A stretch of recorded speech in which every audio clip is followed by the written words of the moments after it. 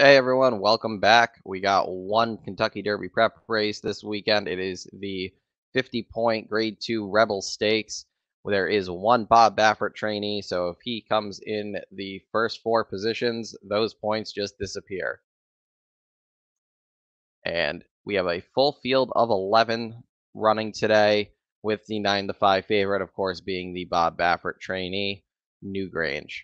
But we will start with the number one, Kavad, who is one of a handful of horses exiting the Grades 3 Southwest last time out. And I don't like him at all. I didn't like him that day. He ran fourth in the Southwest after setting. It wasn't the slowest pace, but it's not like it was lightning quick. He just he hit a wall. He held on for fourth.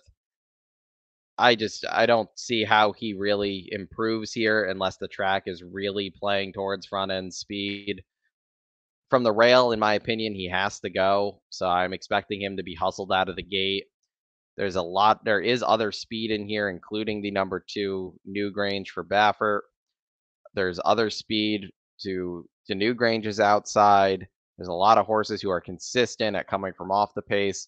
I just think this horse has too much to do here to win. If you like him though, you should get every bit of that 12-1 morning line. He's not for me though. He's going to be a pass. The number two is Newgrange for trainer Bob Baffert.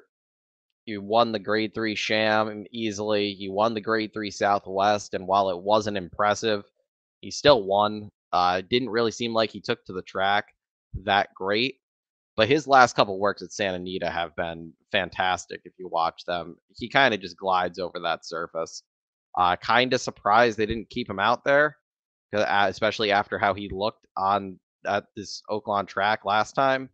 But here he is. Baffert only sends one, which is, in my opinion, a good sign when he only has one horse entered. So I think he's a major player again. He's done nothing wrong. Johnny V is back on him. He's going to be the heavy favorite. I do think you have to use him though. I there's a couple horses in here I think have a shot if they improve to beat him. But if he improves or if he runs like he's been working, I think the rest are already running for second place. So although he's going to be a short price and it's taking the chalk, I think you do have to use the number two Newgrange. The number three is Karama for Steve Asmussen, and I don't think this is Asmussen's best runner. Last time we saw him, he was finishing sixth in the Smarty Jones. He went off at a big price that day. He went off at almost 40-1. I'm honestly going to expect the same here. I think he's going to be another big price. So if you like him, great. If not, I do think he's a safe toss.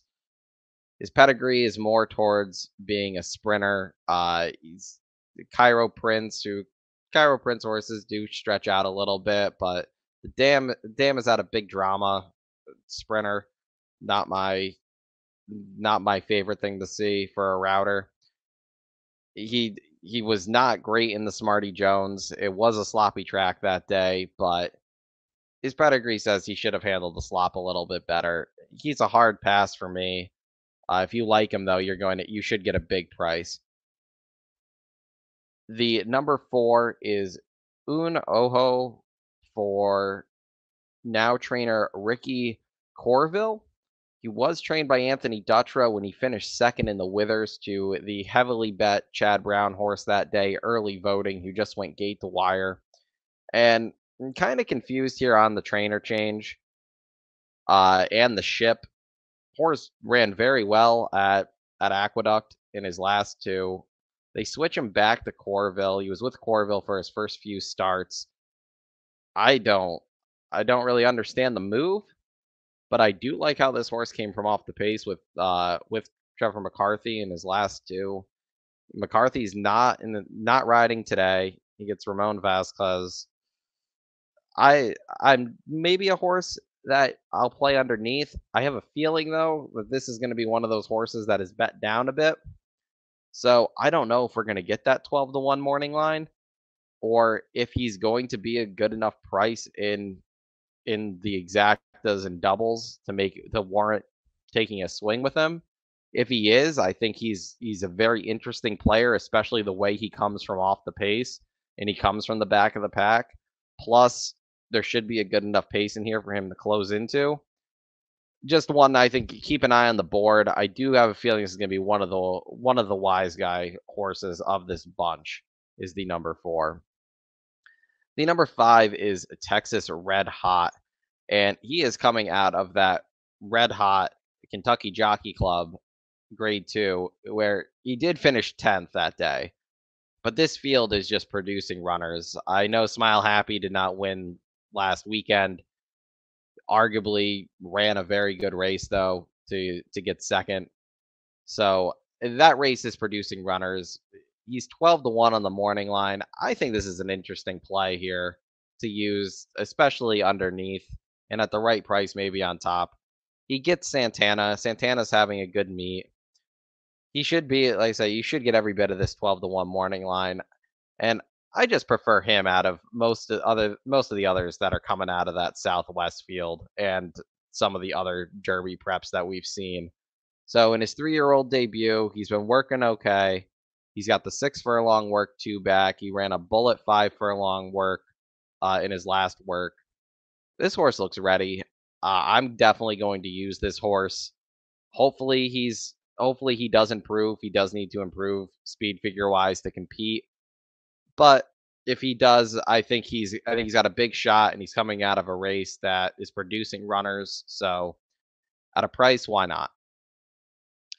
The number 6 is Stellar Tap for Steve Asmussen, and he went off the favorite last time out in a allowance optional claimer that didn't really produce much. I know Pioneer Medina did end up running very good last weekend, but this horse should not have lost his last race.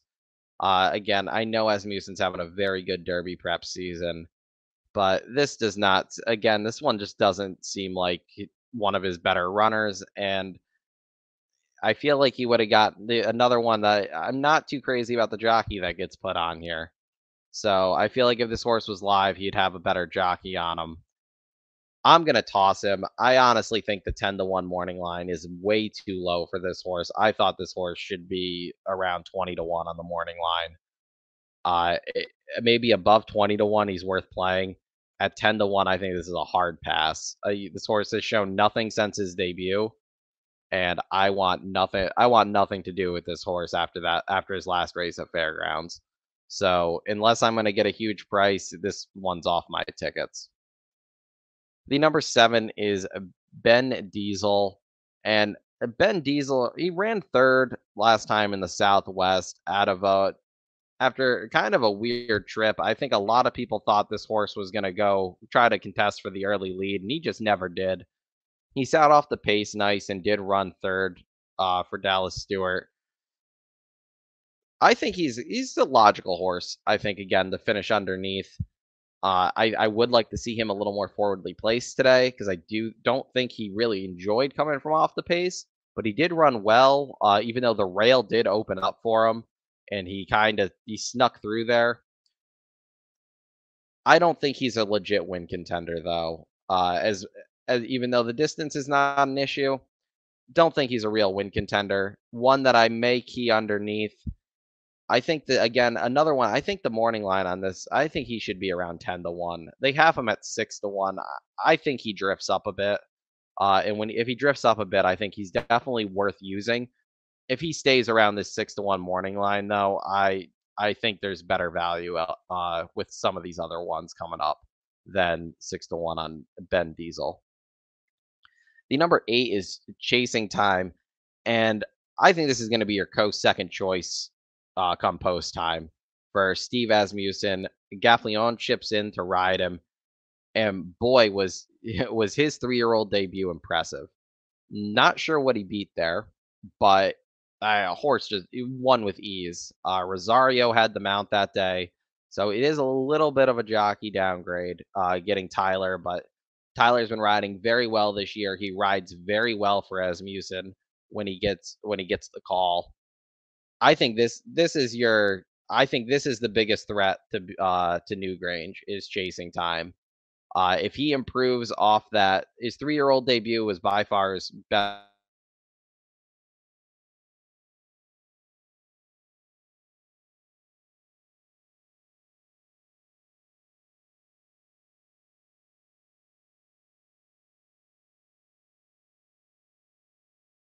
though, especially being a my racehorse horse. Probably going to get half of that, which is why I think he's going to be like co-second choice or might even be second choice. But I do think he's a legitimate threat to Newgrange, especially if he improves. One that I would, if you're not using Newgrange, I think you need to use Chasing Time on tickets. The number 9 is Barber Road. And Barber Road closed to finish second last time out to Newgrange. He was also second in the Smarty Jones to Dash Attack. And I think that's what he is. He's a he's a horse that's going to pick up pieces. I think he's a great exotic use horse. I do think it's a bit telling though that Santana doesn't get the mount again today after that second in the Southwest, and they go back to Gutierrez. But I do think this horse can definitely finish second or third again today. There's enough pace in here. Horse seems to be very consistent. He doesn't need to be that far back. He's shown he can sit a length or two off the lead and still close well. He clearly likes Oaklawn Park with 2 seconds. He's either going to be second or third choice. I think he's definitely worth the play underneath. I think if you have the bankroll to include him on the end of tickets on top, you could certainly do that. If you're playing on a bit of a tighter bankroll like I am, I think he's an interesting horse, but I think he's one that he would need everybody else not to show up with their A race to actually finish the deal and win the race. So I think he's a safe toss on top. That could come back to bite me, but I'll take my chances and just key this one second and third. The number 10 is Ethereal Road for D. Wayne Lucas. And he looked good last time at Oaklawn break in his 3-year-old debut. Not sure what he beat again. It was just a maiden race. He throws him right into stakes company, but this one has a very good. He's got a very good pedigree. Just not kind of worrisome that the Quality Road has $150,000 stud fee, and they only paid 90,000 for him. He only sold for 90,000 uh, as a in 2020 as a yearling. So that's kind of concerning in my book. But he's been working okay. He's run against some okay horses. He ran against Surfer Dude, who we saw earlier on the Derby Trail. Finished decently well. Not great. Call Me Jamal ran in the Derby prep. So he's definitely run against some okay horses, but I think this is another one. If you like him, you should get every bit of this 12-1 morning line. He's going to be coming from the back, which is the only concern. It's very hard to trust trust closers coming from the back, especially ones like him where he doesn't always fire. He fired last race, and that was kind of his one is one time he's fired so far. So if you like him, you'll get the price. Otherwise, I think he's a safe toss, especially for on top. Although Lucas and Contreras, when they team up, are very good together. So if you like him, you'll get it'll be worth it if he wins. But I think he's a very hard play with some of these others in here to be higher than your your fourth or fifth choice in here. The number 11 is Dash Attack, and I'm done with Dash Attack. Uh, he won the Smarty Jones impressively in the slop. He was second choice that day in the Southwest and was just bad. I don't think he enjoyed stretching out. I think this is a sprinter. I was kind of hoping after that they would cut this horse back because I do think he has a legit future as a sprinter. He draws the 11 post as a sprinter that wants to come from off the pace. He's going to be far. I think he's going to be far back early. I think he's going to get shuffled back, and he's probably going to be 8, 9 lengths off the lead early, and he's going to have to make one big run and hope the pace collapses. The plus side though is since the Southwest, he does have 2 bullet workouts, so he did come out of that race very well. Cohen keeps them out.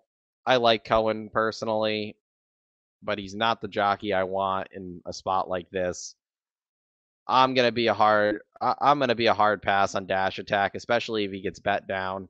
If he floats up, I might play around with him in some exotics because like I said, I do think there's a lot of talent here. I just think that talent is around 1 turn. I don't think this horse wants anything to do with going 2 turns. So for that reason, I am not going to be using him.